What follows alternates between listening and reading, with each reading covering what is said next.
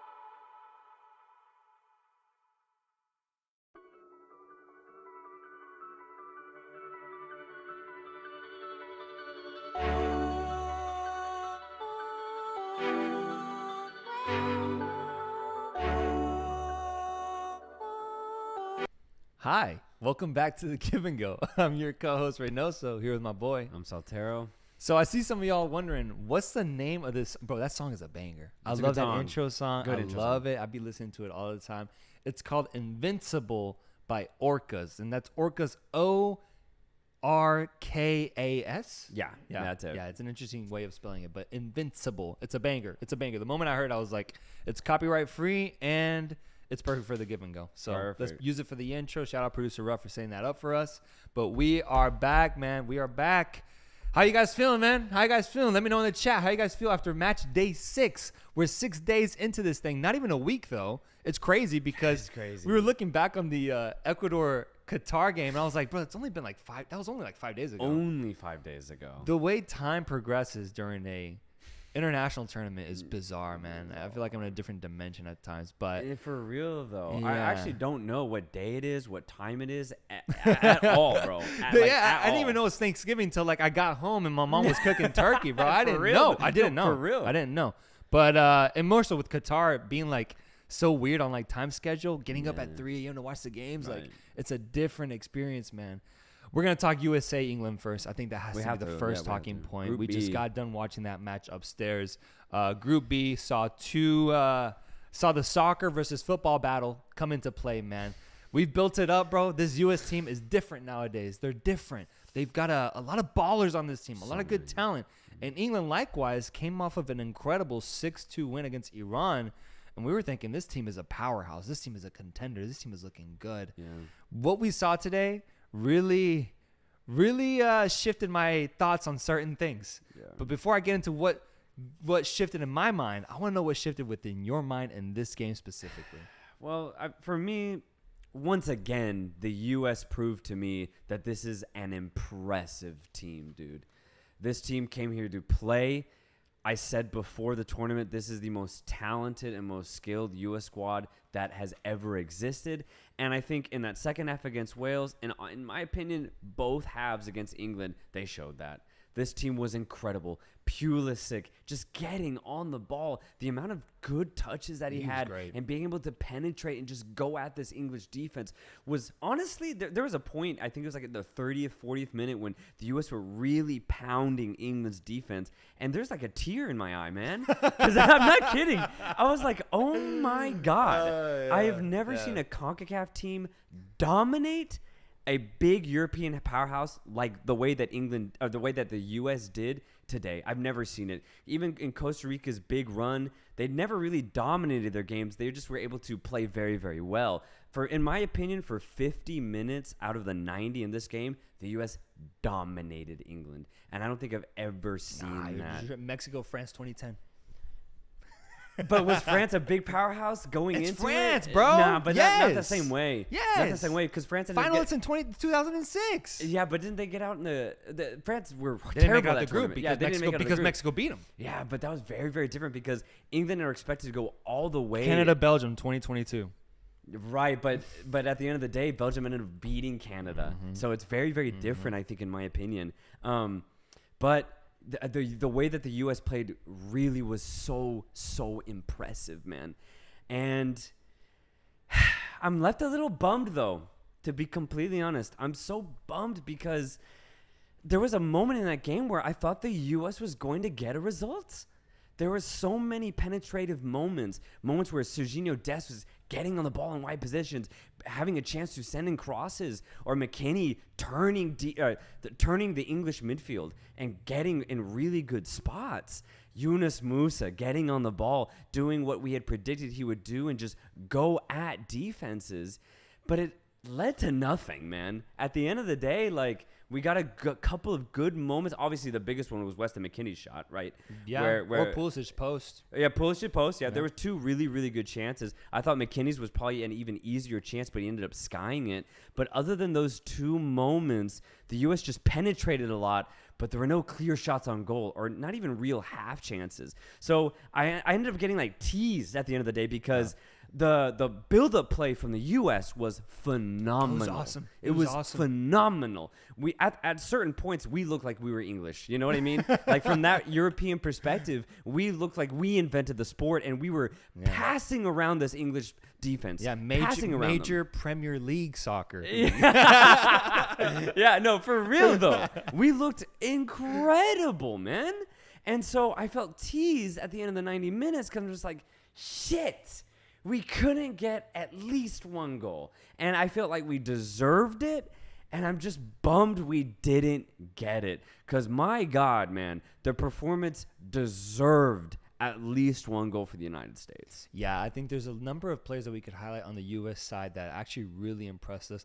Matt Turner was great on the ball today. Oh, he was fantastic. He was great on the ball. I thought Serginho Dest was really well ultimately at the end of the day. Yeah. Robinson had a shaky start, but then kind of fizzled out and managed to find his stability throughout the match.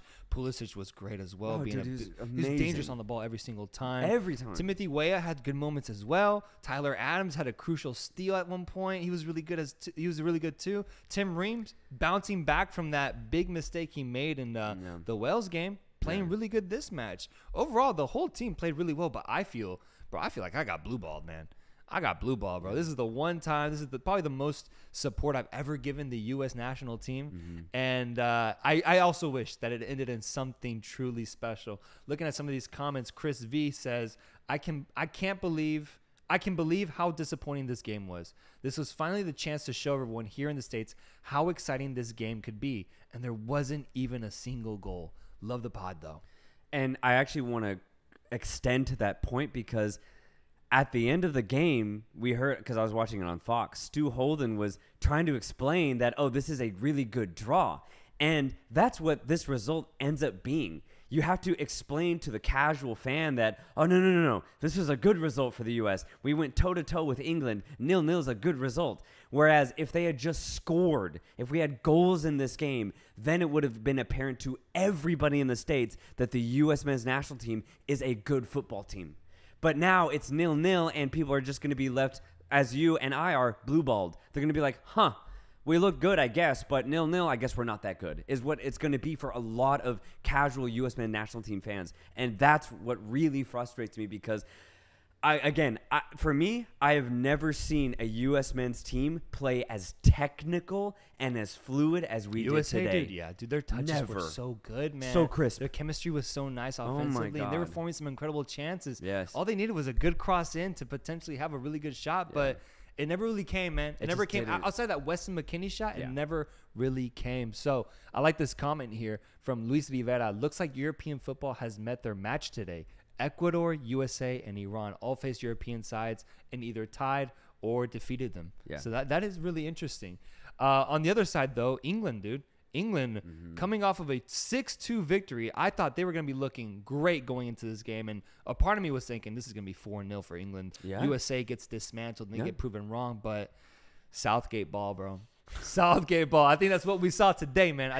What we saw today is the reason why this English squad gets criticized so much, because they can be so erratic. They can play so well against certain teams, and then against others, falter completely. Oh, yeah. I don't know why Phil Foden didn't get any minutes today, man. They needed a way to break into that USA defensive line. Phil Foden is made for that, man. Born and bred. Never saw any minutes. Instead, we saw Henderson get minutes, Jack Grealish as well.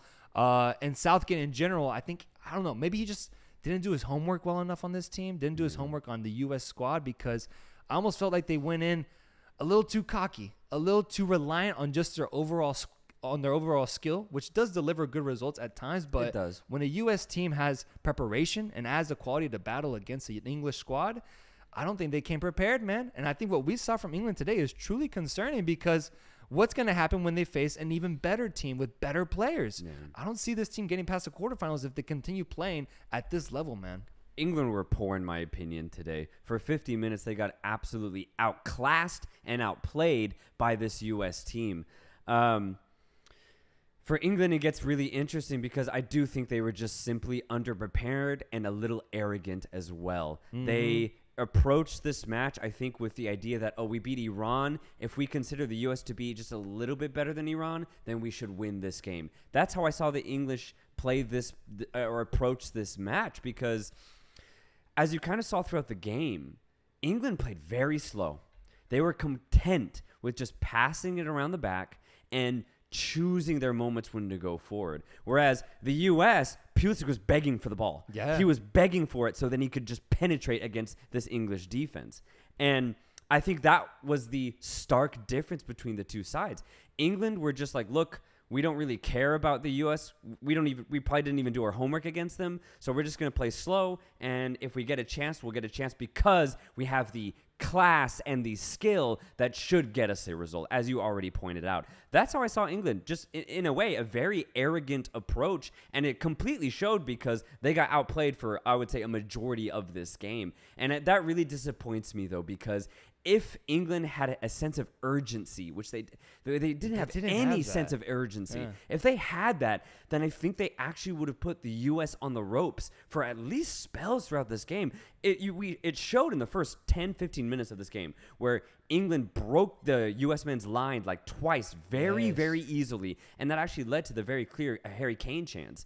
But after that, they stopped because the U.S. men's national team got sturdier. They got more disciplined. And from there on out, it got very difficult for England to break those lines. And since there was no urgency, no real fight for it, England just kind of like pattered out towards the middle of the game. Yeah. So I was just very, very disappointed from that perspective for England because they're so much better than that. But as you already said, going into the tournament, they've shown that they have a lot of complacency about their game to where they just don't really show up in some of these matches. And tonight was one of those. They just didn't show up straight up. And their pure individual skill is what got them this 0-0 draw. Yeah, no, I completely agree. Let me read some comments here over the game. We'll talk about Netherlands, Ecuador in a second. I see the comments here dropping about that. Swapnil Mishra, Mount has to be dropped. He is a crime against the number 10 role. Put Grealish in that spot. England looked different. Interesting take. Iran couldn't even tie with England. Lost 2-6. USA tied and held England to 0. That's something that stood out to me, though. The defense that the USA had outside the one point where they let Harry Kane get in behind them. Other than that, dude, they were so solid. They were amazing. So solid. And it actually really impressed me because Yes. Zimmerman and Tim Ream and Matt Turner as well. Yeah. My goodness, his ball playing ability today was wildly confident, dude. So confident. Never seen anything like it. Was really good. Was really, really good. And it got to a point where I was looking at England, I was thinking, you guys are not going to find a way to break this defensive line. Every time that they try to penetrate or get clever or get kind of witty on the ball, there was always a USA defender there to back his teammate up if needed, to come through for them and to get that ball back and regain possession. Offensively, there were good spells. There were really good spells where USA took over, but Such good spells. I can't believe it didn't end in a goal, man. And so we get a 0-0 at the end of the day, maybe stalemate. But it sets up for an interesting situation now going forward into match day or round 3 for this specific group. England now has, 4 points at the top of the group. USA has 2. Wales has 1. Yeah. And Iran is in second with 3, man. Yeah. USA is scheduled to face off against Iran. Let's do a poll here, producer Rudd. USA versus Iran. What's the results here? On the other hand, let me not get to the Wales-Iran game first. Let's talk about the USA-Iran match first. Let's talk about what this match and the implications of it are going to be. Well, actually, let's talk about Wales-Iran Should we? first. Yeah. Because then we'll do group analysis. Okay. Yeah, let's do that. Okay. Because to finish this English thing analysis, though, because people are making some really good points. Why not take Mount out? Why not maybe start Grealish or start Phil Foden, for example? Yeah. Thing is, though, Southgate, as I've already said before, definitely has favorites on this squad. Foden has never really featured for Southgate, and I think there's a reason. Southgate just doesn't like him, I think, at the end of the day. As blatant or as controversial as that sounds, that's what it is. He does not play Foden. Foden has never really had a moment in an English jersey, and for some weird reason, Southgate just won't even give him a chance. It's bizarre, man. That pisses me off, man. It's that pisses me off, 'cause bizarre. Foden is absolute class, dude. And for as good, absolute class. And for as good as Grealish is, and even Grealish coming on today showed that he could actually provide a little bit of creativity, for example, because I thought he had some good touches when he came on.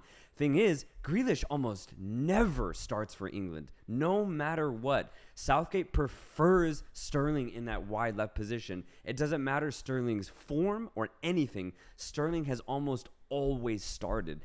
I don't know what it will take for Southgate to change that. So that's where it's going to get really interesting for England going forward, is maybe this is the game that's going to make Southgate question his tactics. I don't know, because I'm sure, like Southgate and like us, I'm sure that most people probably saw England winning this game, maybe somewhat comfortably, 2-0 perhaps. But at the end of the day, the U.S. went completely toe-to-toe, and we're better than them for large stretches throughout this game. So Southgate has to look at himself, has to look at his squad and be like, okay, look, I'm getting something wrong here. There's got to be a way to maximize the talent on this team, because right now I just don't think it's getting maximized. The U.S. completely nullified England's attack, bro. Sterling was non-existent today. Dude, I didn't see him. Non-existent. And that's bad, considering how good Sterling is and how good, supposedly, the midfield is behind him. I thought Bellingham struggled today to get on the ball, but that's credit to the work that McKennie, Musa, and Tyler Adams put in that midfield today. They completely canceled out any of England's creativity in that midfield. They couldn't do shit, bro. Harry Kane tried to do what he did. He got in some good touches, but for the most part, he had absolutely zero help. Even Bukayo Saka had good moments, but for large portions of this game, bro, Anthony Robinson and any other midfielder trying to defend for the U.S. canceled him out. So whatever Southgate has to do, he has to somehow find a way to get England's offense involved, because today it was not it, bro. Yeah, and it was not it. What's crazy, man, is that the player that stood out to me the most for England specifically was Harry Maguire. I thought he was the backbone for why they were able to get a clean sheet at the end of the day. He was great, man. Yeah. We saw England, Harry, come through for this team and put in a really good performance. Those corner kick headers he had, man, saved the game. There were multiple times where I was like, USA might get a chance here to score off of a corner, and he would just save them and bail them out every single time. Yeah. Defensively, I thought England was really solid at the end of the day with how well they guarded those USA players that were trying to be dangerous attacking into their box. But everything else offensively just didn't work.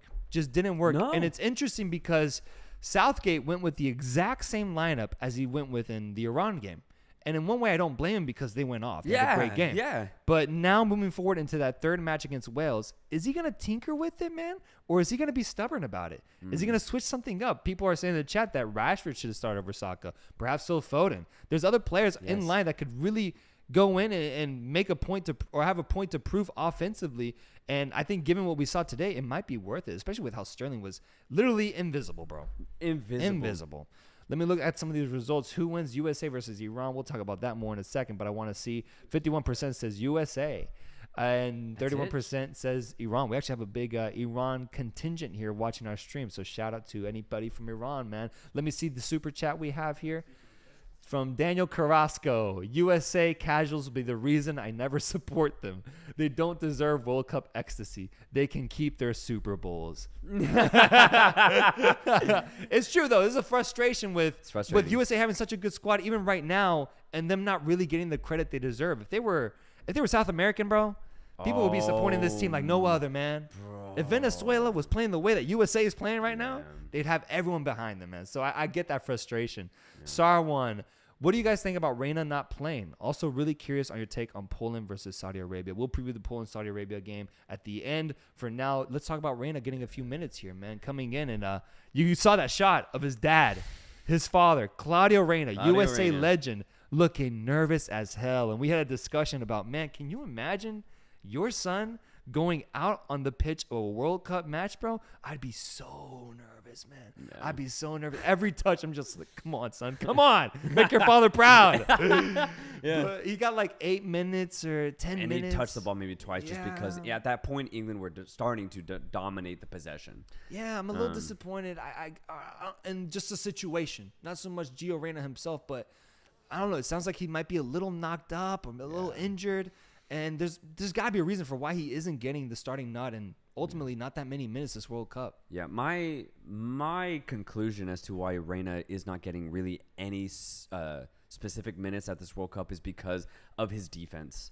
I think Berhalter really likes hard-working wingers. When you look at the players that he starts out wide and the players that he has started out wide in World Cup qualification, they're all basically front to back type of wingers. If you think of Christian Pulisic out on the left, Pulisic is the heartbeat of the US's offense. But not only that, he's a fighter. He will rough up any opponent that he faces. Pulisic has that passion, right? And if you look at who's played out on the right now it's Timothy Weah. Weah's a monster right now. He's a big guy who's able to get up and down that flank on the right side. Very threatening when he gets the ball. But we've seen Weah track back all the way and help Serginho Dest defend.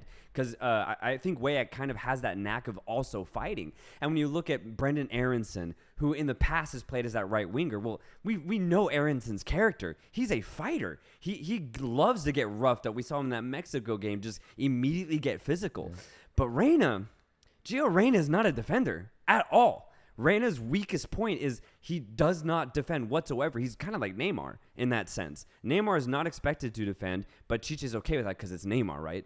But Reyna, is Reyna a Neymar? Yeah, absolutely not. And when Greg Berhalter, when Berhalter looks at the other wingers that he has, he's like, well, Weah's almost as good offensively, but he also gives me that defensive aspect. Weah, you're starting, brother. So with the aspect of Reyna coming off as somewhat of a knock injury and the fact that he just does not defend, Reyna's not playing, bro. He's not going to. The only way Reyna's playing is the way he did today where he has 5 minutes, or if the U.S. are down 1-0 and we need a goal just to keep the tournament alive. That is the only way I see Gio Reyna playing. Yeah, no, that's fair. There's a comment down there about the Weston McKennie.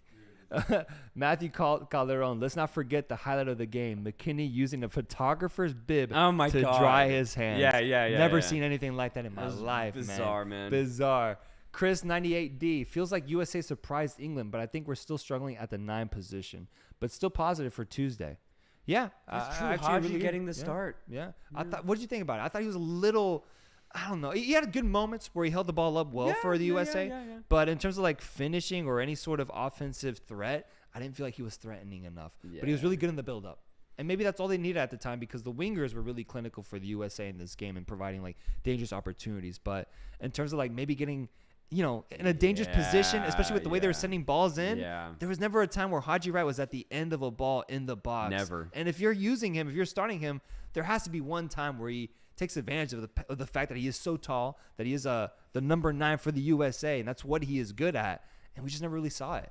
Dang, that's really true, actually, because, did we ever see Haji Wright, like, point forward and be like, give me the ball? Never. The only thing Haji Wright did well, and he did very good at it, was kind of drop deep, get the ball, hold it up, and then lay it off. He was very good at hold-up play, but that's about it, man. That's about it. So, yeah, our number 9 position definitely is weak. It's crazy that what's crazy is that Jesus Ferreira was the U.S. men's number 9 the entire World Cup cycle, basically, and he's not going to play. But it makes sense because at the end of the day, Berhalter's like, I got to play my European talent. It just isn't convincing enough. Yeah, he's not. Plays in the MLS, obviously is good in the MLS, but when you compare him to the talent of Sargent and Wright, you're just like, shit. Sorry for you're just not going to play. But I think that's so weird, though, because, like, think about this. If you just out of context, wouldn't you rather play a number 9 consistently? Yeah. Like throughout your entire World Cup cycle, be like, look, get in minutes, bang in these goals for us. That way, you know what it's like when we get to the World Cup to do it. Yep. I think it's bizarre. It is bizarre that Berhalter all of a sudden is like, all right, Josh, haven't called you up in 2 years, but you're starting against Wales. Like, isn't that crazy? And then like Haji Wright, same thing. Like, Haji, I've called you up sparingly over these last 2 years, but guess what? You're starting against England. That, to me, is actually very bad coaching. Truly. I really do think so. Yes, U.S. played great today, but I think it's not because of Berhalter. I think it's because this group is so talented. You think they stepped up? I think they stepped up, bro. But Berhalter, the decisions he's making, I think, is very, very strange. Even Tim Ream.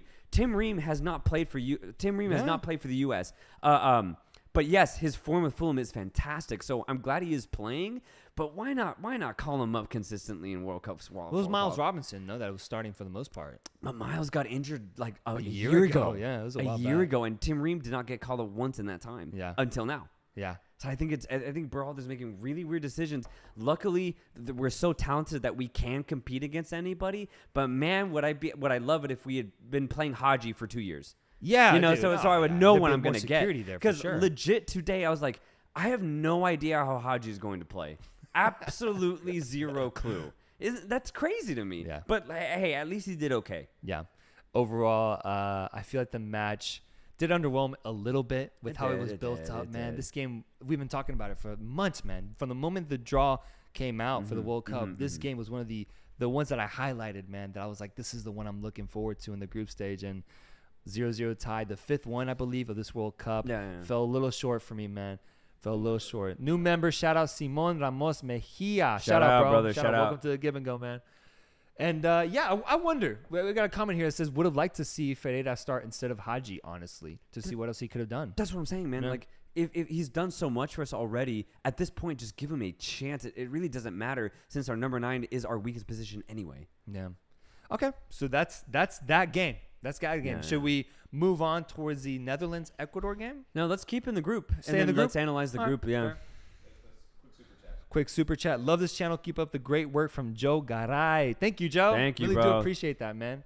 Happy Black Friday. All right, so let's talk about the other match in this group, which was Wales against Iran. This one was special, man. Yeah, I think this was special, man. I think that the way that Iran eventually went out and got the victory was so dope, man, because they got pounced on by England 6-2. They got beat up. They got bamboozled. They got ramsacked. But a part of me was like, I know this Iran team is better, man. I know they're better than that. Yeah. They're way better than a 6-2 loss, even if it is against England. Jeremy got himself a brace there, showing some signs of life. Asman with an opportunity. And then comes this Wales team that got a really sturdy tie against the USA, 1-1. And I'm thinking, fuck, dude. Yeah. This Welsh team needs a win against Iran, and they're probably going to take advantage and get that victory right now that Iran is a little down. They're maybe a little low, yeah. Iran keeps it 0-0 for the longest time, man. That red card comes in for Wayne Hennessy off of a big mistake. And we see an Iran game winner in the extra time portion of the match, followed up by another back-to-back goal with a beautiful chip shot that sees Iran winning 2-0 and now having an actual chance to get out of this group. Yeah, it's crazy. The game itself was fantastic for the Iranis, man. They played a perfect game. They did not let Wales get on the ball whatsoever. And that actually surprised me because we saw in the second half against the USA, Wales, they could press. And when they press and retrieve the ball, they could go forward. Kiefer Moore ended up starting in this game. I was like, okay, perfect. He's going to play the exact same way he played against the USA. He's going to hold that ball. He's going to give it to Harry Wilson, Gareth Bale, and they're going to get involved offensively. You have Nico Williams driving down on one of those wings. The Wales did it really well in that second half against the USA, so why not over the course of 90 minutes against Iran? My God, was it the exact opposite of that second half against the United States. Wales were terrible. Horrible, man. To the point where I was just like, there was a moment like 30 minutes in, I was like, man, like, fuck this Welsh team, man. Like, come on. Yeah. You have a good half against the USA. You have 1 point, and you're facing a team that got thrashed by England. Take advantage. You know you can play ball, so do it. But throughout the entire 90 minutes, it was just constant images of that Welsh backline getting stretched. Constant images of Joe Rodon looking stressed out. Screaming at teammates. Screaming. Hennessy constantly being like, guard the man. Guard. Like, it was just ridiculous. Iran showed up today. And I'm really glad because Queiroz ended up going with a more offensive lineup, which we criticized him in that English game. He ended up changing his formation altogether. We saw Esatolahi get the start in midfield. We saw Sardar Asmoon get the start alongside Taremi. So we had a top 2 up front, so immediately more offensive. And then, of course, we saw the guy who got the assist against England, Golisadeh, get the start out on that right wing. So immediately from the get-go, Iran said, look, we're coming, we're going to play, and we're going to play offensively against Wales in this game. And my God, did they deliver. Yeah, it was nonstop runs from Taremi. Sardar Asmoon was phenomenal today, man. Just constantly making runs, constantly being dangerous, getting the ball in really dangerous spots. I was like, holy shit, this is the Iran team that we had previewed to show up at the World Cup. Yes, dude. They did not show up against England, but my God, did this Iran team finally show up here in the second round of Group B. Yeah, dude. I personally, I'm happy that they had their moment. Man. Yes. Whether they make it out or not, this moment was amazing. Bro, so many Iranian fans were in the stands celebrating, and it was a beautiful thing to see because of what they're going through in their country right now. Yeah. It's a lot, man. And so for the team to step up and say, you know what, we want to represent our people. We want to put on a good show for them and get a game-winning goal. Chesney, man. With the first goal from outside the box in this tournament. Finally went in, and producer Rev, can you scroll up? I think I saw a comment somewhere. Keep going. From Derek Katz. LOL, everything is fantastic. This channel can't give constructive criticism. Everything is rainbow. Bro, did you just hear what he said about Wales, man? Did you just not hear what he said about Dude, Wales? Wales were fucking terrible, man. And I also criticized England. England were terrible today. Awful. They were the European teams were bad today. They were man. really They're bad. really bad. And we'll keep going as we yeah, please stay tuned, man. The criticism's not going to end. Yes. But I guess this guy's anti-Iran because they were awesome today. Yeah, they were great. They were really, really good. I'm so happy for him. Poor guy can't enjoy football. But the right back too, Ramin Rezaian comes in for Moharami, and he was really, really good too. We saw Rezaian, he's the guy who got the chip actually at the end of the day to get 2-0. We saw him in 2018, and I remember him because I'd never seen him play before until 2018. I was like, oh, this guy has drive, he has aggression, and I love the way he plays because he just gives his body for the entire team defensively. And he comes on for Moharami. Gato says, look, you did it in 2018. I'm going to give you a chance here in 2022, and he does wonders, man. Gets the chip at the end of the day. It's 2-0. Ecstasy for Iran. And now it sets up a very, very interesting game against the USA. Yeah, the USA versus Iran. A setup where Iran actually has the advantage, man. Crazy to think that now. That's crazy. Crazy to think that now. They have the advantage. All they need is a tie against the USA to get through out of this group, which would be incredible for them to do. Yeah. And USA, likewise, they need to get a dub, man. They need a win. And we saw the chat. The chat thinks that USA will get by. I think it was like 55%, 51%. Okay, yeah. But it's going to be a lot closer than expected, man. Let me read some of these super chats. From Fawaz Turkey, your expectation is Saudi Arabia versus Poland. I don't know what that means. I'm going to be honest, brother. You asking about what we think about that game. We will preview that at the end of the stream. We will. Juan Rodarte, is it un-American to want Iran to get the result? The Ecuador versus Netherlands game was fire. Preciado and Plata were so good in the second half. We're about to talk about Ecuador. We're about to talk about that.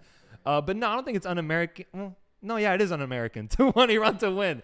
I mean, I guess the story of Iran is powerful, but I would root for the USA if you are a U.S. citizen. I don't know. El Pepe de Pepes. Absolutely boring match. Mexico versus Argentina better be good. I get that from if you're a neutral perspective. I understand that.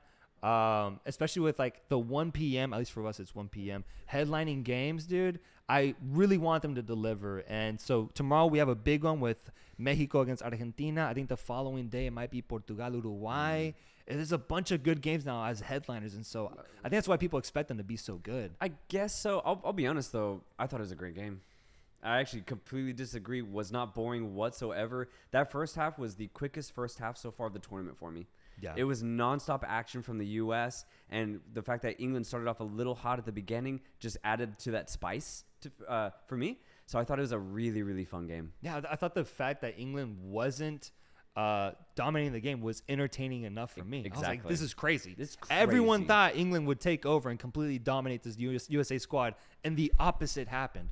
You make such a great point, because if Brazil had played the same way that the U.S. played in that first half, then people would be going crazy about what good Brazil were against England, right? If Brazil had played England, right? Yeah. And if Brazil played the same way the U.S. played, because USA were combining like crazy, man. And it made me so proud. But you're right. Since the U.S. just weren't able to get that win, it's harder to convince people that, oh, the USA are good, right? So that I understand, but it's unfortunate, realistically. It's really unfortunate. Yeah, so we have a great match with Iran and the USA scheduled to happen. Wales, England, on the other hand, could be interesting as well. But Wales, at this point, I think feel that they might be on the ropes here. Yeah. Well, because for Wales, they would need a lot to win, go their way, to go through. And then, what, a tie from the other side? No, but because Wales have... Yes, because if Iran tie, then they would have 4 points, but maybe a negative goal difference. Mm-hmm. So Wales would get through. Yeah. So they need a tie, and they need to beat England. Specifically. Yeah, it's tough for Wales if there is a winner in the Iran-USA game, Wales are done. Yeah. They're done. Yeah. So they need a tie in the other game. All right. One super chat here before we get into the Netherlands-Ecuador match. From Fawaz, Turkey, to the best sports studio in the world. Thank you, sir. My friend. Thank you. What are your expectations for another Saudi Arabia, Poland? We'll get there. Yeah, we'll get there. We'll get there. We will get there. And also Argentina and Mexico, we will get there because we're going to preview tomorrow's game. So don't you worry at the very end of the stream. So stay tuned. Stay with us. Here we go, man. It's time that we talk about Netherlands versus Ecuador. No, let's move over to Group A, which saw these two teams completely battle it out, bro. What a match. Yeah. What a match. I was big on this going into the match because I've been supportive of CONMEBOL teams this tournament. Yeah. And I've been saying that I do believe Ecuador is a really good team. They have seen it. I've seen them take it to big squads like Brazil in the CONMEBOL qualification. And I was wondering if this time around against a Netherlands squad, a European team, if they would be able to show that good side of Ecuador, or if they would fumble the bag and show to be a really weak team. And what we saw today, man, was so convincing to what I had initially assumed. Mm-hmm. This team completely showed out. I felt so proud, man. Same. I felt so proud watching this team. First off, concede a goal within the first, 5 minutes of the game? Yes. And then immediately bounce back, take control of the match, show that they wanted it more, show that they could be composed and they could take on a goal and still react. Up until the point where they score a goal at the very end of the half and the ref pulls it back, man. The ref pulls it back in a really, really, really, really, really harsh call, man. It's harsh. It's so harsh, man. I get the technicality of the rule, but the call itself was so harsh. I'm going to do a poll here. How should I word this one? Was the offsides call just? Yes or no? Or was the offsides call correct? There you go. Yeah. Yes or no? I need to know what people think about this one.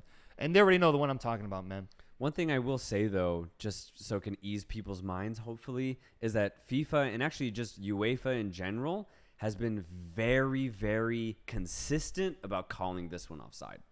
So there's no robbery in that sense as far as like referees being inconsistent as like, oh, why would they call this one but not another one? If you are off in an offside position and you are just in front of the goalkeeper, even if it doesn't matter as to where the goalkeeper ends up diving, they always call it offside. So for that reason, I'm okay with this decision because they get this call and they call it the same way every single time. So you just got to know, don't be in front of the keeper. Just don't.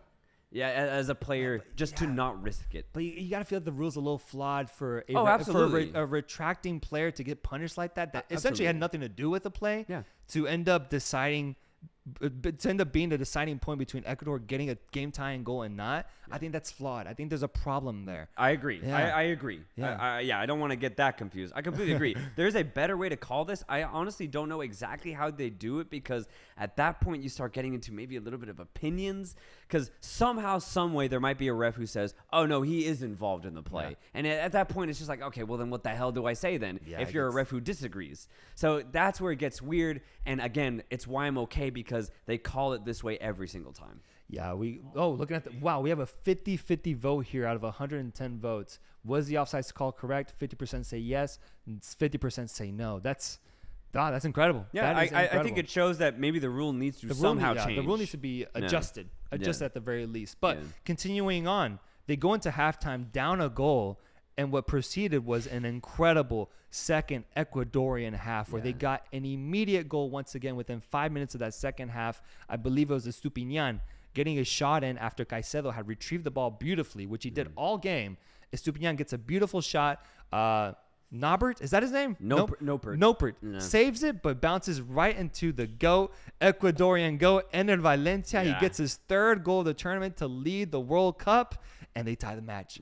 1-1, and from then on, we still saw Ecuador have chances with Gonzalo Plata's golden opportunity where it hit the post, that close to taking the lead against this Netherlands team and being top of the group. That'd be insane. And from then on, I think the game fizzled out a little bit. It lost a little bit of momentum, but still, Ecuador made their point known. They made their presence known, and by the end of it, Netherlands look shook. They look tired. They look beat up. And so I'm gonna get my take in here. I thought Ecuador was great, man. I thought Ecuador was absolutely great, and in a way, I'm not surprised. I'm not surprised that they were able to do this because we saw the heights that they are able to reach when they're all on the same page. The way that they can play interchange with each other in that midfield is beautiful, and the fear or the lack of fear that they have when facing a big opponent really showed out. Oh my God. And so I wasn't surprised by them. If anything, I was more surprised by the Netherlands, man.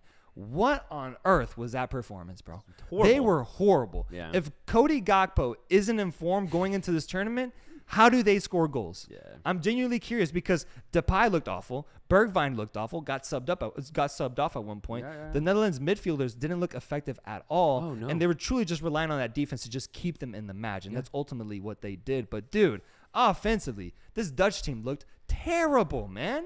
Yeah, I completely agree. I was so disappointed with the Netherlands because the reason why I was kind of hyped on them, if you will, is in the build-up to this tournament, they were playing fluid football. The midfield of De Jong and Berghuis, or whether it's Koopmeiners or Martin de Roon, was so fluid and combining with Bergwijn and Depay that I was like, okay, they'll find a way because they have runs coming from everywhere. They have triangular football, but they also have the ability to play it that way, to have that style of short tiki-taka football, and then the precision to do through balls, whether it's involving Cody Gakpo, as we've already seen. But did they string together more than like 2 offensive passes? Never.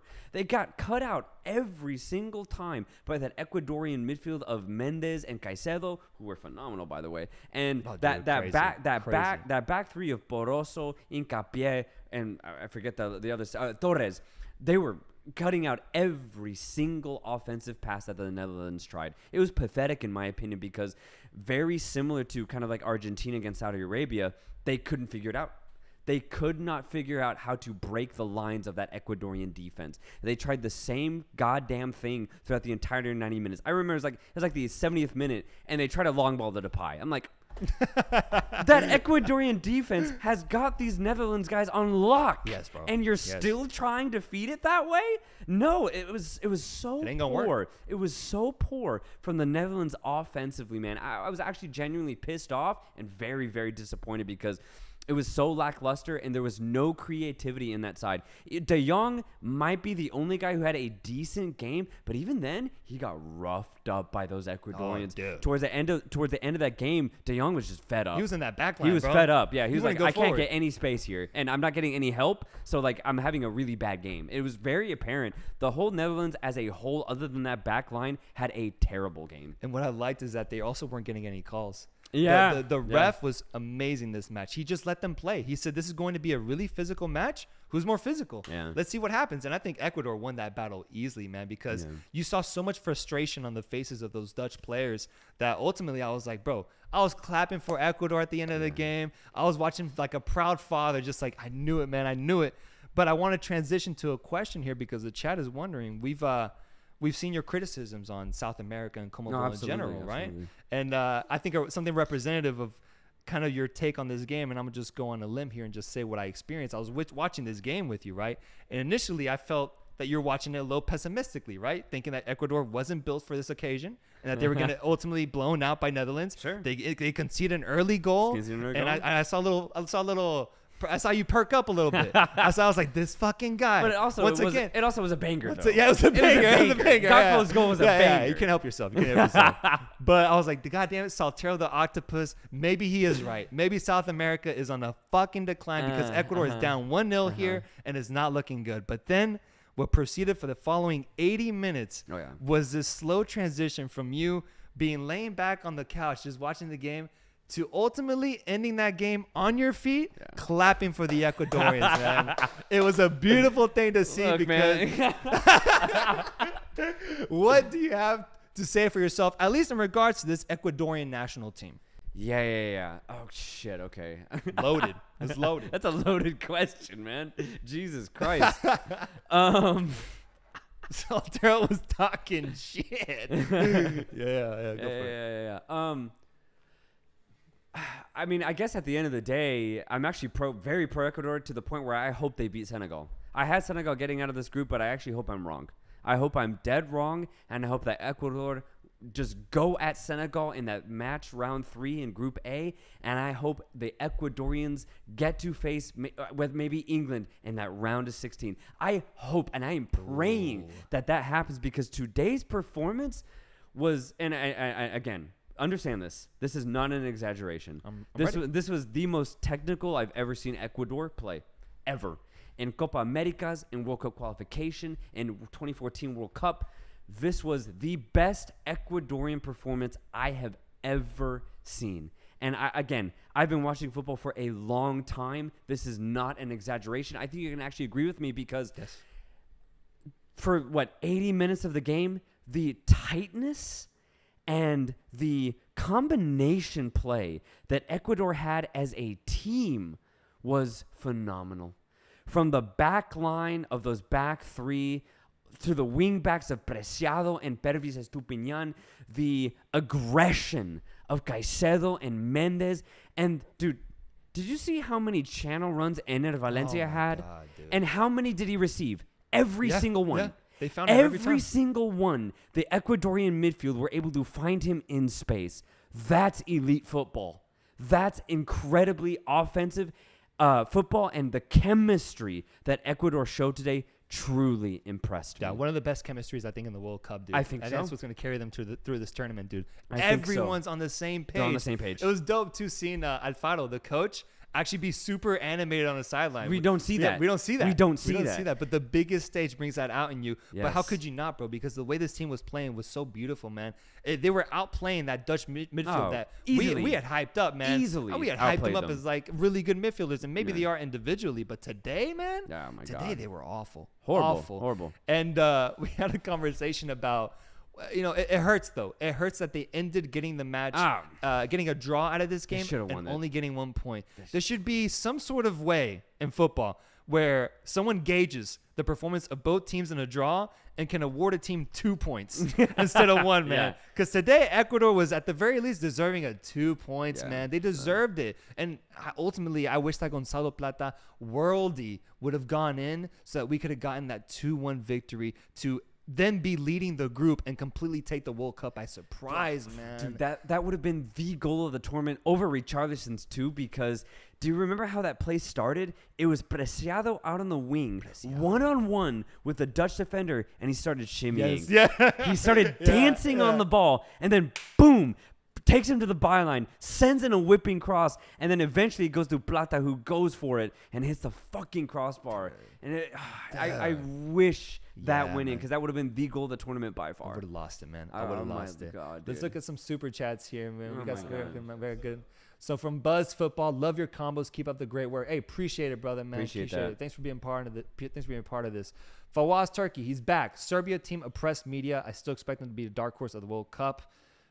Same. No, yeah, same. Karthik Raja, loving the grind through Thanksgiving. Looking back on the first few days of play, what have been your biggest takeaways? One thing I still continue to say outside of that Chesney long shot goal is that, man, long shots are just shots outside the box are not falling, man. Weston McKennie had another number of opportunities to score from outside the box, completely flung it. It's to the point now where I expect you, if you're shooting from outside the box, to just whiff it, man. Whiff it, man. It's fucking with me. Carlos Colunga Navarro, I'm going off in my Sunday league. World Cup motivation. Hell yeah. Hell yeah. Good shit, man. Khalid, your show is famous amongst Saudi sports group and media. We hope we should host you in Saudi. Hey, bro. Hey, man, let us know when and where, and we'll head over to Saudi Arabia. Give and go post Saudi Arabia trip, bro. We'll the go. boys go. We'll go, man. We I'm have a not home kidding. over there, man. Football journey. Love you both. Love you too, bro. But I'm gonna need a half apology from Soltero for the Ecuador/South America slander. Oh, no. And I actually do want to say, I'm not done, by the way, about that whole Ecuador take. I'm not done. Let me finish this. Yeah. Both big UEFA and South America have been losing games. Still early, though. Yeah. It is. We'll get to Saltero's potential apology, if not a note on it. And then what else we got? Saltero to coach the U.S. men's national team. Okay, man. Would you take it? If you were offered it right now, would you take it? Absolutely. I would drop everything. I would drop everything. From Ordoc. Offside season. Saudi pay well. Yeah, man. Yeah, man. Shout out, man. Thank you for that, man. I appreciate it. But we're still not done with Ecuador. So to finish the whole Ecuador praise and the Dutch trashing, yeah, I was completely wrong about Ecuador. Completely. Because I had them being feisty, but that was it.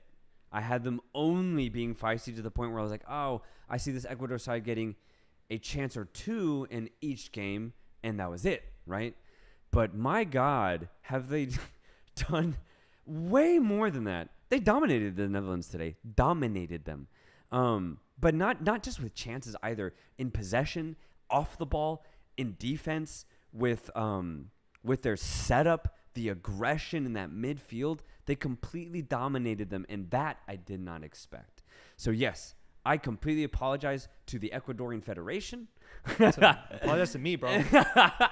and to any other Ecuadorian fan who believed in this team, whereas I did not. I do submit my apology. Now, it gets very interesting, though, because the job isn't done for Ecuador. And I hope, I really do hope that they can finish the job in this group. They have a very tough task ahead of them. But as I already said, even though I have Senegal getting out of this group, I hope I am dead wrong, because this Ecuadorian team is special. Yeah, their chemistry and their offensive prowess, I think, might be one of the best in the tournament, at least so far. I hope they can finish this off with group glory and getting to that round of 16. That's true, because right now they are technically tied with the Netherlands in both points and goal differential, but they face off different opponents. Yes. I do think there's a little bit of credit here that needs to be given to Ecuador for how they were able to control Qatar, because today we saw Qatar actually show a little bit more threat. Let's get to that game. Yeah. Threat Okay, yeah. against Senegal, where they ultimately fell short 3-1, but honestly, the scoreline might not be that indicative of how tight the game was during certain points of the match. Yeah. Senegal started off by scoring a goal in like the 40th minute off of probably the worst mistake in this World Cup, man. God damn it, that yeah. shit was awful, man. It sucked, it was yeah. awful, and it hurt me because Qatar up to that point was playing so well. Great. A big talking point of that first half was that penalty call or non-penalty call where Afif got knocked down. Let me know your thoughts on that one because that was a big talking point for this match. For me, no penalty. I think Afif gets in a really good threatening position, but if you notice, he kind of like he stalls for just a little bit, for half a second.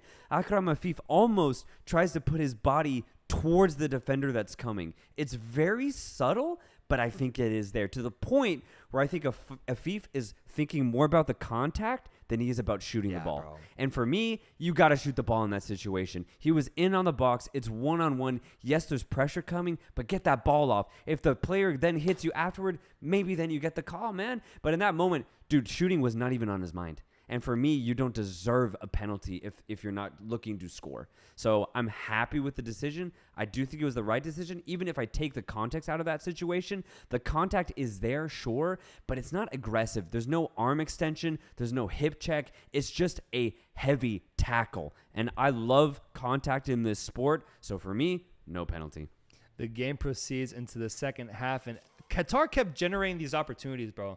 But they kept falling short because it was like half-ass opportunities, or they wouldn't get the full effect on the shots that they were being provided until I'm thinking the substitute, Muntari. Yeah. But Muntari comes on. Yeah, comes on. But Senegal has scored.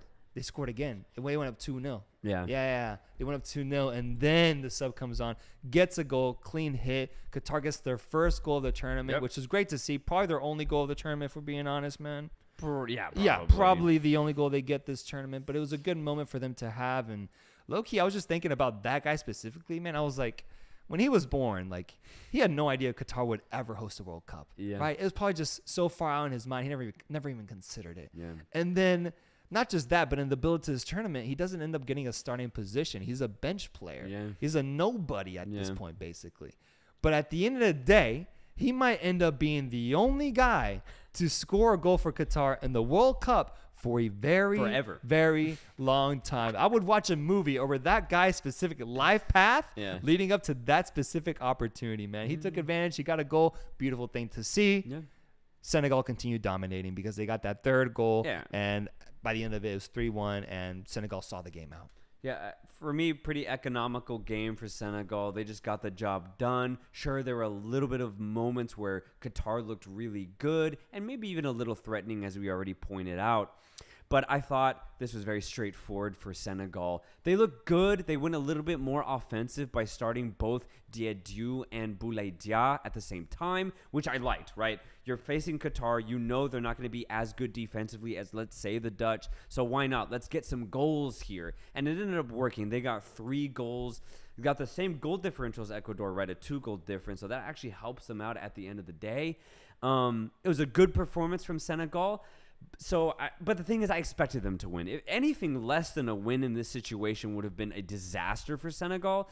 So I do want to put a little bit of a spotlight here on the host, just to end this group analysis, because I thought they played well. You know, I didn't expect them to even get a draw. I expected them to lose, but based off of that disastrous performance against Ecuador in the opener, I actually was expecting Qatar to be really bad today. But you know what? They showed up. And what they could do, right? Hassan Al-Haidos actually had some really good moments, showing the class that we had kind of previewed. Because at the end of the day, for me, Al-Haidos is a good player. Now, he's not going to dominate a game. He's not going to get a lot of assists or score even. But I knew that he has some quality on the ball. And fortunately, we were able to see that today.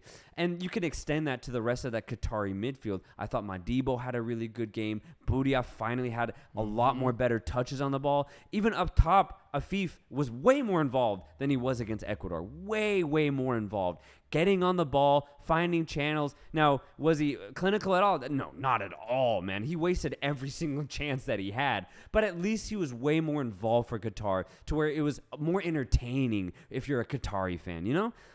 And that back line was a little bit more sure. And just in general, the nerves were no longer there because, dude, they were so nervous against Ecuador. I remember one of the things we said, dude, they couldn't get even a touch. They couldn't even get a healthy touch in that opener. But today, they were actually able to knock the ball around. And for spells, they actually kind of bossed the game just for a little bit. So that actually made me happy because we had Qatar finishing bottom in this group. There's no way they're going to get out. They're the first host to be eliminated after 2 games. And we expected that, though. Let's be completely honest, man. So I'm glad that they were able to have some fun today. But, yeah, that was about it, right? Yeah. I mean, there's nothing else we could expect. So, hey, I'm glad Qatar had a decent game today. But, yeah, it's between Senegal and Ecuador now. Yeah. I love the comments that Juan Galvan is sending right now. He says, Alhaidos could play in MLS and thrive. Yeah. No, yeah, absolutely, man. And then he sent another one which says, if Qatar players are down to immigrate, they might find success. Yeah, no, I do think that they ultimately ended up falling short, but it was expected. Yeah. It was what we thought would happen. Yeah, man. And that's why I'm glad they got the goal, and Senegal gets the 3 points, which now sets up a really interesting situation. Very interesting. In Group A. Netherlands somehow has 4 points in this group, and they're topping it, despite what we've seen these past 2 games. No, and that in itself is kind of disappointing. I saw a question here from Michael that keeps sending messages, but I saw the question of what do we think about them? How do you feel about them going to top the group just because they're going to score a lot against Qatar and they're going to get first because of goal difference? Oh, yeah. That's why. We've talked about it, how like Netherlands was projected to be top of the group, but what we're seeing now from the Netherlands is a really almost fraudulent type of first place finish, man. I'm a little disappointed in that. And if you're in Group B, you're thinking if I get second here, I might actually have a chance. And that translates to the USA. That translates to potentially Iran. Yeah. I think you really like your chances here against the Netherlands team that I think without an informed Cody Gakpo is struggling to find goals, man. Yeah. And so be it, man. It sucks that they're going to get first place, but it's at the end of the day, they managed to get that result against Senegal, and so they end up doing it because they'll beat Qatar. On the other hand, though, we have an incredible matchup now scheduled to happen between Ecuador and Senegal. We knew this would happen at some point, but we didn't think, or at least you didn't, I did, that Ecuador would have the advantage going into this match where now they just need to draw and they're good to go. Whereas Senegal has to go in and win that game. I want to know from the chat right now, we'll do a poll here through producer Rudd. Jesus Christ, I'm all over the place. Ecuador versus Senegal. Who gets the victory here? Is it a win, draw, or loss? Ultimately, this will decide who goes through in this group in second place. Yeah, that game's going to be a banger. It's going to be a really good contest. Where it gets interesting is that Jackson Mendes, who was fantastic today, is going to miss the game due to suspension. So it's just going to be Moises Caicedo and probably Carlos Grueso. Probably Grueso. But dude, the way Mendes has been playing, man, there is no way Grueso steps up in the same way. The thing is, he might not need to. And even without that same impact, he's going to be very good. But, man, having Mendes in there would have been a lot better. Awesome. He was amazing, awesome. man. So that is going to suck. But, fortunately, I don't think it'll be too detrimental as far as Ecuador's chances are concerned. Dude, I think you'll take it because remember that play where Moises Caicedo could have gotten a yellow card at the end, dude? If you're missing both, then this might be a completely different game. He tripped up Nathan Ake, and I was like, oh, he's going to get that yellow. He's going to be out for this third game. Didn't give it to him. So they got lucky in that sense. So I think you'll take Mendes being gone as long as Caicedo can be there starting for you. Yeah. But likewise, dude, I was going to go with this. Likewise, the matchup itself will be very entertaining because Ecuador has the advantage, man. Yeah. They have the advantage. They just need a draw. They have a golden opportunity here to actually end up getting second place in this group and facing off against England and doing a repeat of 2006, I believe, when England beat them in the round of 16. I'm telling you, man, life is full circle. We go through these phases all the time, man. Yeah. History repeats itself. If there's an Ecuadorian squad that can take on this English team that really disappointed today, we could see a number of upsets in the round of 16 if Ecuador ends up getting a result against Senegal. Yeah. As I already said, I'm pro Ecuador at this point. I think they're the better team over Senegal. Now, where it gets tricky is I think Senegal is going to be very difficult to beat. I think that Senegal are going to set up in a way where they're going to be highly defensive. It could be a point where Koulibaly says, fuck it, I'm defending my life out here for Senegal. And the thing is, Ismail Jacobs, I think, has been very good alongside him. And, of course, you still have Edouard Mendy, a really good goalkeeper. So the fact that Ecuador could only get one today against a similarly good defensive line of the Dutch, I don't know if Ecuador will end up scoring a lot of goals, even if Senegal aren't in form. So Senegal are going to bank on Koulibaly and that backline being very sturdy and hopefully maybe getting a chance off a corner kick, kind of like they did today with Diadou. Right, Diadou getting that really good flash glancing reverse header off a corner kick. I think the first corner kick goal of the tournament was scored by Senegal today. So they might be banking on the same thing. Keep it 0-0 and try to score off a set piece. Senegal, I think, are going to struggle to score in open play, especially against a really good Ecuadorian defense that is led by Piero Hincapié. But Senegal can keep it tight. I really do think that they can. They did against the Dutch, and it took a crazy Cody Gakpo header to break the deadlock. I see this as being, even though Ecuador are flying right now, I see this being a very tight game. Yeah, I think it gets interesting when talking about Ender Valencia. We saw him get stretchered off, bro, at the very end. Yeah. I'm hoping it's antics. I'm hoping he was just trying to time waste. You know what I mean? Yeah, of course. Because he played like 80 minutes. Like, I'm hoping. And he went off injured in the. He was like tired out in that first game as well. He was tired. I feel like that's kind of Ender Valencia this tournament. Like, he can't go a full 90. No. And if he has the option to get carried out of the pitch, he'll take it. He'll take it. I don't know. I hope it's not as bad as like the Neymar injury or. I hope not. I hope injury, not. But. I'm just interested to see if he's starting back again. If I see him on that pitch when the game starts, then he'll be good to go. But I just wonder if in the build to it, if he's going to be, there might be concerns about like some sort of injury in the back of his knee or something. His movement was ridiculous. He was today. great today, man. Great. So yeah, that's the setup that's there. Let me go and look at some super chats here. We got a number of messages. Yeah, let me catch up. Let me go all the way to the top. Let's start all the way at the top because I know there's been a lot here. Don't want to ignore them. Is it Juan Galvan? I appreciate that donation, man. Appreciate that. All right. Then we have another one from Khalid. Soltero is a professor in analyzing. Amazing. Thank you, brother. I really, really do appreciate the love, man. I really do. Yeah. Marian Ocampo, what beer do you guys drink? I'm an IPA guy. Yep. I love any specific IPA. I say right now I'm drinking Lagunitas a lot. Lagunitas IPA. Mm-hmm. So not sponsored. I actually have a 6-pack right here. I like to drink Dos Equis. I like Dos Equis. I like Modelos. And then right now though I'm doing a combination of Deep Eddy's lemon here. That's made here in Austin with tonic water. So that's what I like to drink. Ben Lowry, why does Greg refuse to use Reyna and Joe Scally? Joe Scally, we haven't seen him, man. You explained the Gio Reyna earlier. Yeah, I explained the Gio Reyna earlier just very quickly. I don't think Reyna defends as well as, for example, Weah or Brendan Aronson. So that's why Berhalter really likes a winger that fights. So Reyna's just not going to be that guy. For Joe Scally, though, I mean, his position would be Serginho Dest, right? Scally being a right back for Borussia Mönchengladbach. To replace Dest that's tough, man. That's really tough. Dest is so technical on the ball, better than Scally in my opinion. And Dest, although Scally might be a better one-on-one defender, I think Dest still has really good spatial understanding.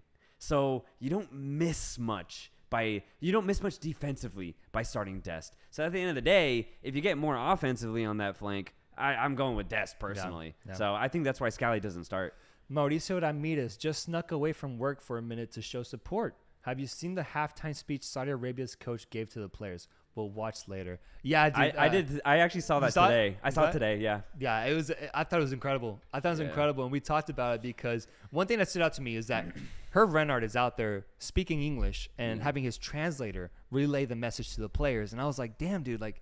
Usually if you're a player, you want someone that can speak the same language as you, right? Right. But Hervé Renard is such a tactical genius that these players are willing to, in a sense, sacrifice the ease of language for the opposite, which is having a translator and like hearing knowledge through someone else. It's incredible to see, man, because they fully believe in what he's saying, but he's doing it in a completely different language. I'm like, God damn, man. It was so inspiring. I love what he said about like, I think he mentioned something about like Messi. He's like, Messi's just out there like, Go like force him to Go make plays. attack him. Go attack him. Yeah. I was like, dude, that fearlessness, that's exactly what we've known Herb Renard to be. Yeah. And it's why he's such a class manager, bro. Oh, dude, absolute class. What I loved about the speech was he was so aggressive. He was basically screaming at his players, but in a positive way. Yes. It was like positive, like constructive criticism in the sense that like he's like, look, guys, we're still in this game, but if we don't play, we're gonna lose this. Like he was really making them understand the situation in the sense that we have a chance here, but it's down to you. It's down to you to close the space, attack this Argentine side, and make history. But he made that really apparent. Got chills, man. Yeah, and it's crazy because he understands it. And even in the what I loved about Renard was in the post game, they're like, your team just made history today. It was like, yeah, at the end of the day, no matter what happens for the rest of the tournament, the players today decided to make history. And the people of Saudi Arabia will remember this game for the rest of their lives. And for that, he said he's very proud. And at that point, yeah, like, yes, of course. And I love that Renard's like, he's in the moment at that time. He's not like, well, we got a game against Mexico next or like Poland. Fuck he's like, that, dude. no, I know. In that moment, he's like, today was for Saudi Arabia. And I love that Renard was able to recognize that as a coach because at the end of the day, what I love about Renard is he is a true man manager. He understands who is at his disposal, but he's also able to rally them and try to give them some sort of like life, some sort of courage, some braveness to the way that they play. And then from there, the players take over. And we saw it against Argentina, man. And that's all Renard, baby. Yeah, bro. That's how I feel that producer Rudd is for us, bro. He gets me so motivated behind He's a motivator. He got me ready to go. But no, I completely agree, man. What Herb Renard did was truly special. He will go down in Saudi Arabian coaching glory. We'll never have to buy a beer over there. Nothing. He will be catered to for the rest of his life in Saudi Arabia. And it's crazy that this performance was rewarded by a national holiday in that country. Like, what else is better than that? Oh, man? dude, did you hear that? Apparently, the Prince of Saudi Arabia is buying every single player a Rolls Royce. What? Yeah. What? Yeah. Oh my God. I know. It's crazy. Holy shit. Talk about motivation. It's great. It's a great idea though because now if they get out of the group, what else are they gonna get? So the players are like, oh shit. They're like, all right, well I gotta play my fucking heart out. Yeah, financial freedom, brother. Yeah. We could get it all this time around. We can get it all in this Jesus, tournament. They become man. senators. Yeah. Like, they become part of like the Congress and shit. Yeah. Dude, that's crazy, It's man. crazy, That's crazy. man. Great question. Insured frames. Mexico win versus Argentina would be more shocking than Saudi Arabia. Nah, man, I disagree there. I think Saudi Arabia winning that match was magical, man. Magical. Mexico would be big though. It'd be almost close, man. Almost, because Mexico has been haunted by Argentina for decades, man. Decades. So it would be, I think it'd be almost as close, but I don't think it's as unexpected as the Saudi Arabia match, because going into that Saudi Arabia match, man, Argentina was unbeaten, 36 straight games. Oh my God, that's right. Going into this match now, we know that Argentina is a little weak. Yeah. So I think the expectations going into the match is a little different. That's why it wouldn't be as shocking, but still would be awesome to see. I want to see it. Yeah. Juan Galvan, do the cards reset in knockout stages? They do, but I think only after the round of 16. So going into the quarters, it resets. You think so? Yeah. Someone commented that they reset in the semifinals. We'll probably have to look it up. I'm not sure. I thought it was a stage earlier. Maybe Yeah. they changed it, but I thought it was going into quarters. But again, I could be wrong. Yeah, I wonder. Ben Lowry, I honestly believe USA can beat Netherlands if they press. Yeah. Oh, yeah. Yeah. No. If the USA played the exact same way they play today and hopefully beat Iran, the US will have an incredible chance to beat the Netherlands. Yeah. Simon Ramos Mejia, Ecuador is more likely to capitalize on Senegal's mistakes than Senegal on Ecuador's mistakes. Agreed. I agree. Agreed. I agree, man. I agree. In the poll, who wins Ecuador versus Senegal? Ecuador 63%, Senegal 20%, 17% says draw. So then that would translate to 80% think Ecuador gets go through. Yeah. I agree, man. I agree. Yeah. All right, so we reviewed all 4 games today, I believe. Yes, we've covered each one. Wales, Iran, Qatar, everything. Yeah. So we're gonna do our daily match ratings, folks, because we have some disagreements here between me and Soltero between how these games should be rated. If you guys are here for the first time, every day we rate the matches on a scale of 1 to 10 in terms of entertainment, in terms of quality, in terms of atmosphere, in terms of moment, magic, everything that comes into a World Cup match. We like rating it on a scale of 1 to 10 to see where it lands. So the first match that we need to rate is Wales versus Iran. On a scale of 1 to 10, what would you guys rate it? We personally agreed that it was like a strong 7. Like a strong 7, maybe even an 8 with the way it ended. Let us know on the chat. We'll be watching here. 9.9. We have a 7. We have a 6, 7.2. Well, if you're Irani, 8.5. it's ecstasy. Oh, dude, if you're Irani, it's a 10. Ecstasy, It's yeah. a 10. 6s, 7s. Okay. 6, 7.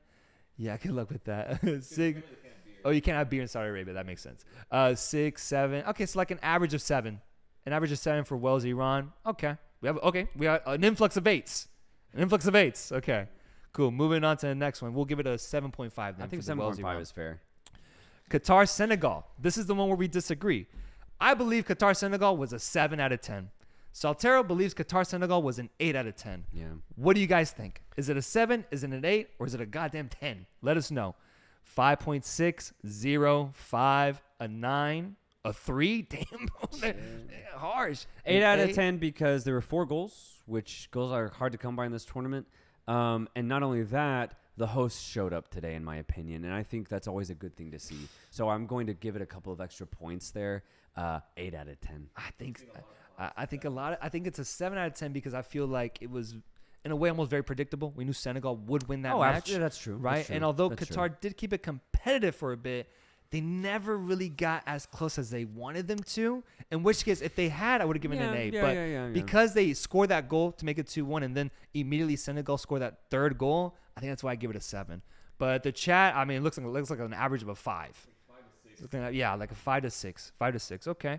Next match, Ecuador versus Netherlands. I'll be honest, straight off the bat, we rated this one an 8.5. Yeah, this was 8.5 such a for good Ecuador, game. Netherlands. This is such a good game. One of the best ones we've seen so far.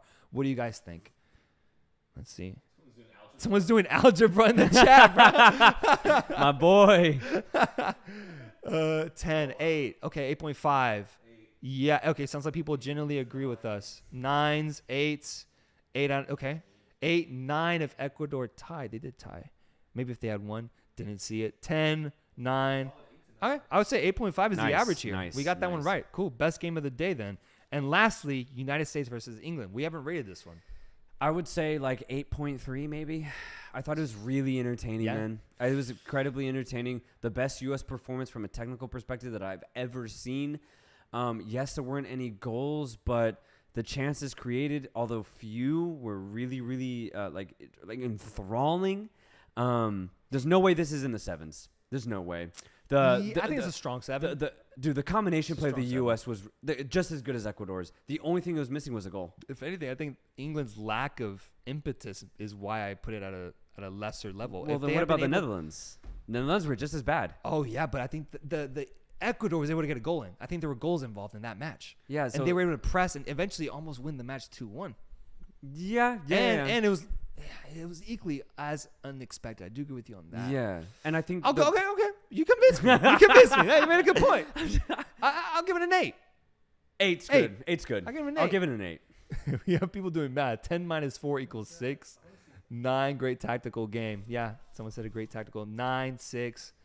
World Cup football isn't just about goals. It was a 9. I agree. Okay. I'm Fair. having this a high, You guys are right. Mid-8. We have another guy say 0. It was boring. I think that's just how drastic it was. 6.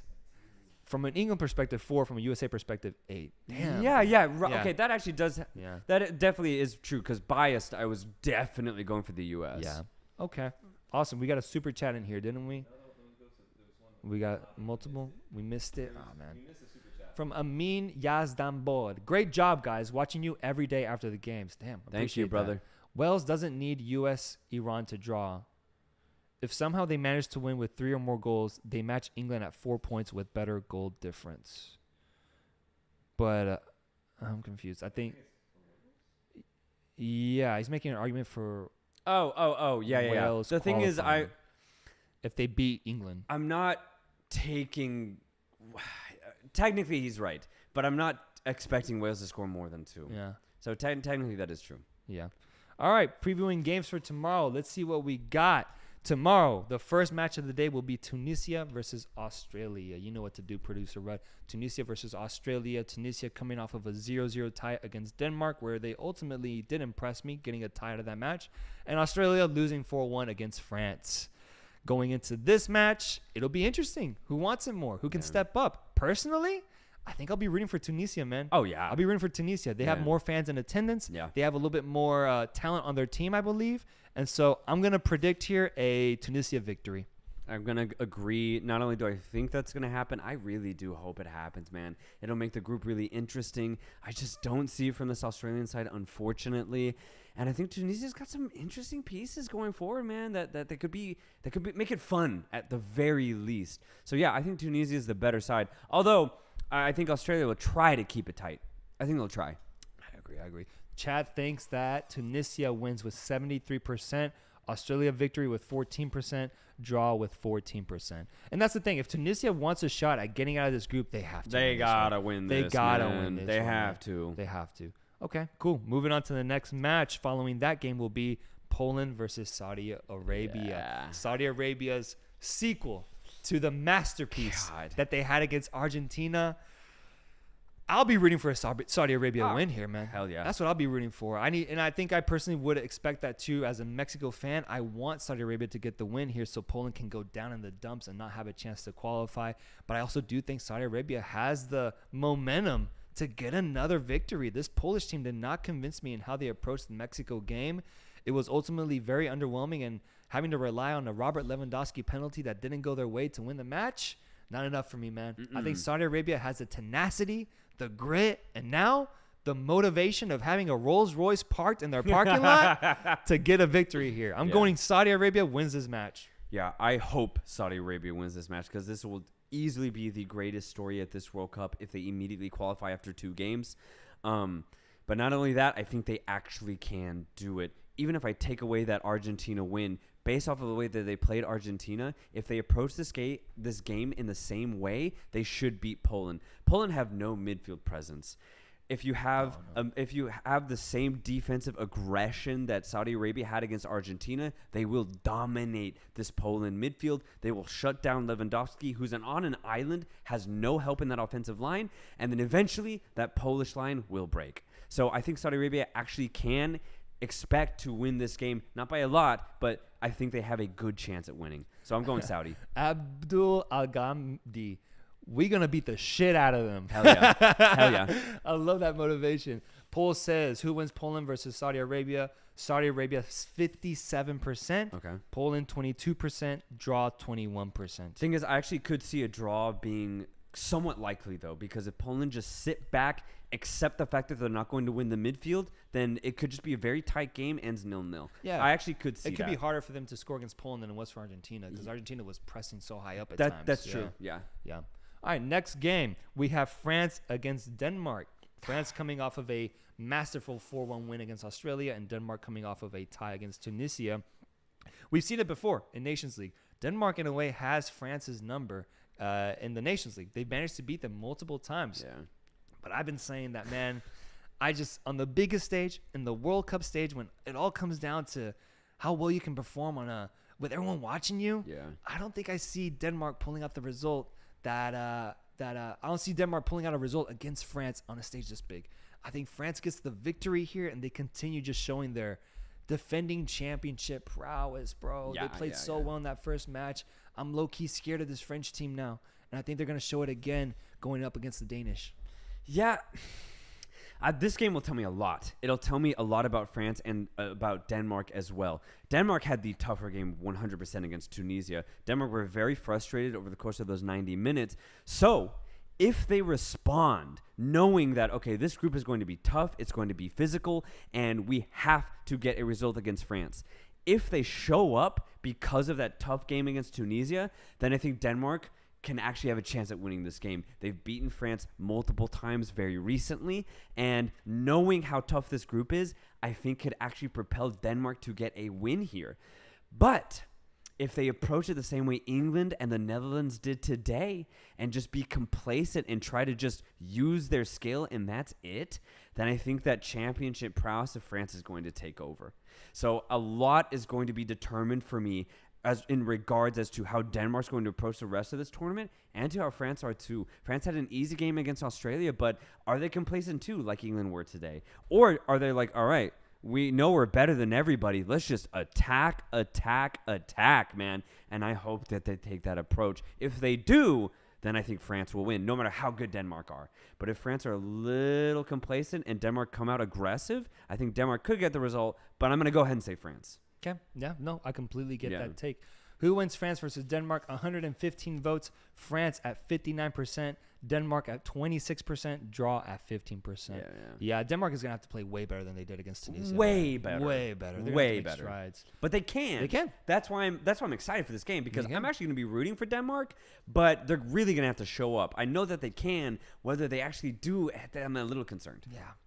And finally, the biggest match of the day, the headliner, the last match at the Lusail Stadium, the highest capacity stadium in Qatar, 80,000 people. Argentina faces off against Mexico, the classic South American, North American matchup that we've seen so many times in the World Cup has shown up again, and this time the stakes are as high as possible, man. Argentina coming off of one of the most disasterful losses in their history, losing against Saudi Arabia 2-1, and Mexico coming off of a generally underwhelming performance against Poland, where they were the better team, but they weren't able to get that final goal. Yeah. What a match we have here, because we've said it before. Argentina is weak right now. They are wounded. They can be taken advantage of. This Mexican team has a really good defense. Can their offense step up and find a way to score goals? I ask all these questions because, man, I am rooting for a Mexican masterclass here. I'm rooting for another Mexico-Germany type of result. If you guys don't know, I am a Mexico fan, and I'm happy. I'm happy that Argentina went through something so bad prior to facing off against us. Yeah. Because now our chances look as wide open as they've ever been before. You don't poke the bear, Reynoso, so I don't know what that means. Oh, yeah, I know exactly what that means. He says Argentina 7-0. I get it now. Folks, I'm telling you right now. I'm looking at the camera right now. Argentina is wounded. Argentina has left room for them to be exposed. Yeah. I see something special happening here for this lackluster Mexican team. And I'm telling you right now, Mexico gets a 2-0 victory over this Argentine squad. Man. And I'm telling you, disaster, bro. Disaster. Disaster for Argentina. Disaster for their fan base. Disaster for South America. And the podcast we would have following that result, bro, you would go off. You would go off. Your affirmations, your assumptions of this Argentine squad would come to fruition. Absolutely. And I would be as happy as a monkey, man. I'd be so happy, bro, to just shit on Argentina for once, man. It'd be great to finally beat them at the World Cup. So I have Argentina winning 2-0. We will be inviting a guest, Augustine from DFO, Debatable Football Opinions, who is Argentine. So that podcast, tomorrow's episode is going to be crazy. Yeah. But I'm telling you right now, I will not sit down before saying this. Mexico will win the match, and I am going to be celebrating. So make sure to tune in tomorrow, man. That's all I have to say. They're winning the goddamn matchup, brother. God. I think max it'll be a draw. Max. But I think there's a good chance it'll be a draw. Like, as in, I don't think it'll be a miracle if it happens. I think a win would be a miracle. I really do. To kind of go off that comment that said it would be just as big as a Saudi win, I actually agree, man. For Mexico to beat Argentina in this state, I think would be a miracle. But now look, I want this to be very clear here. I'm gonna be cheering for Mexico with my life. For real? My life. For real? I'm going to put everything I have on the line for this Mexican squad. I am praying for Vega and Lozano to do something, to dance out that wings. I hope that Luis Chavez and Edson Alvarez dominate and hound that Argentine midfield. I am praying that Moreno and Cesar Montes lock up Messi and Di Maria or Papu Gomez. I'm hoping that they get big and they get physical and knock them down. Yes, man. sir. I want to see Argentina on the ground at the end of the day. And I want to see a Mexican tower over him, bro. I really do. I want to see Ochoa put his big paw and extend his big paw out and lift over a ball over the crossbar, man. I really do. And I want to see Messi put his shirt over his goddamn head. Again. That's what I want to see. Max, though, I think it'll just be maybe 1-1 or 0-0. God damn it. That's it. God damn That's it, man. And realistically, I think Argentina are still favorites. Yeah. Like good favorites. And so it's gonna be tough, man. It's gonna be very, very tough. And it's hard for me to see it too because, like, dude, Mexico cannot match what the U.S. did today against England. They can't. Even Mexico's best cannot combine the same way that the U.S. did today. And or Canada, bro. Or Canada. They can't match them. And so it sucks because that USA team or that Canada team could beat Argentina tomorrow. They definitely could. Mexico need to play the best that they have played in the last 4 years for that to happen. I am praying for at least a draw because this would completely jumble it up and it'd give Mexico a really good chance of getting out. If we get a draw, we're good to go. If you get a draw, you're good to go. So let's see what happens. That is the game I think I've been waiting for this whole second round. This is going to be an absolute banger at the very least. I cannot wait to see what happens. And let's fucking go Mexico, man. Come on. Bro, Messi's waiting for us, bro. I know. Messi's waiting for us. Man. I know. And he's angry. He has a whole nation to prove that this Argentine squad is actually here. Right? Yeah. He has to prove to his Argentine people that, look, the Saudi Arabia game was a fluke. We're actually really good, and we have to destroy Mexico to prove it. So it's going to be very, very hard, I think, for Mexico. I'm terrified, bro. That's terrifying. It's terrifying. God damn it, man. Yeah. But if the same Argentine squad from Saudi Arabia shows up, man. Oh, yeah, you have a chance. We have a chance. Mexico 2-0, bro, would cause like a civil war in Argentina, man. I don't know if we want that. I really don't know if we want that, man. Dude, imagine, bro. Imagine after the unbeaten run they've had to lose two in a row? 2 in a row? At the World Cup? They would be knocked out too, by the way. That would be. No, I almost don't want that personally. I almost don't want that. A lot of people have been asking about that the Mexico formation leaked, and they're playing a 5-3-2. And your thoughts on that? Okay, Mexico formation apparently leaked, and they're playing a 5-3-2. So Montes, Moreno, and Araujo, maybe? Araujo? Yeah. Or Johan Vasquez? I'd actually rather play Araujo. I wonder who they would start. I'd rather play Araujo. Yeah, we need to check that out at some point. Poll says Argentina 48%, Mexico 35%, draw 17%. Thing is, I'll take that because prior to the World Cup starting, that would have been 90% Argentina. Oh yeah. 10% Oh Mexico. yeah. So I will take that gladly. That is true though. Is that my chances of Mexico doing well here are actually higher. They're higher than they were going into the tournament. 100% agree. Yeah. Gonna be an incredible game, man. Let me read some super chats here from Carlos Colunga Navarro. You can disrespect Mexico when the How can you disrespect Mexico when they have beaten France, Germany, and Croatia in the recent World Cups? Yeah, no, yeah. And they do have a knack for beating. They do have a names. big knack. Tying Brazil 0-0 in 2014 as well. Yeah. Chris V. Vamos Mexico carajo. Mexico lindo y querido. Mexico emoji. Mexico emoji. Mexico emoji. This is gonna be a physical game. Yes, Soltero. I'm reading some of the chat right now. Let me see what else we got. I hope it's physical. I hope Mexico really get aggressive against Argentina. Yeah, dude. That'll be their key to success. Okay, from Khalid, if Saudi Arabia wins tomorrow, do you think that they'll give Mexico the last game, or they're gonna fight? That'll be interesting. Darth Chewy, Soltero the Octopus, give us hope for Mexico, please. A draw, I think, would be a win. I'll take a draw. Draw's a win. I'll take a draw, bro. On the Saudi Arabia question, I wonder if perhaps they want to rest a few players if they have the assurance of being in the round of 16, man. I would. Especially with the yellow card rule that's happening right now, with maybe getting guys knocked out of games because of accumulation. And also considering how hard Saudi Arabia play, if I'm Renard, I definitely rest my best players because I just don't want them to get hurt. I don't want them to overexert themselves physically. So 100%, if they beat Poland and qualify, I'm definitely resting some of my guys if I'm Renard. Saudi Arabia becomes the 2022 version of South Korea for us in 2018. Yeah, just our helping hand, our helping brothers. Yeah, who could imagine? We need to wear the green shirts to bring back the Saudi trauma. against Mexico. Yeah, have them wondering. It's just like fucking deja vu. Yeah, it's deja vu. Another green team. My Saudi brothers, I love that you guys are winning, but Mexico will win. From Juan Galvano donation. Appreciate that, brother. Really do. Man. Mexico 1-0 victory. Funes Mori goal at the 99th minute. Hey, fellow ex-Argentine. Yeah, I love it. Argentina is still a good team. Without changing much, I see a comfortable win. No fairy tale for Mexico. Yeah. All right, man. So we've previewed the matches. We've rated the matches from today. We've gone over the matches that happened.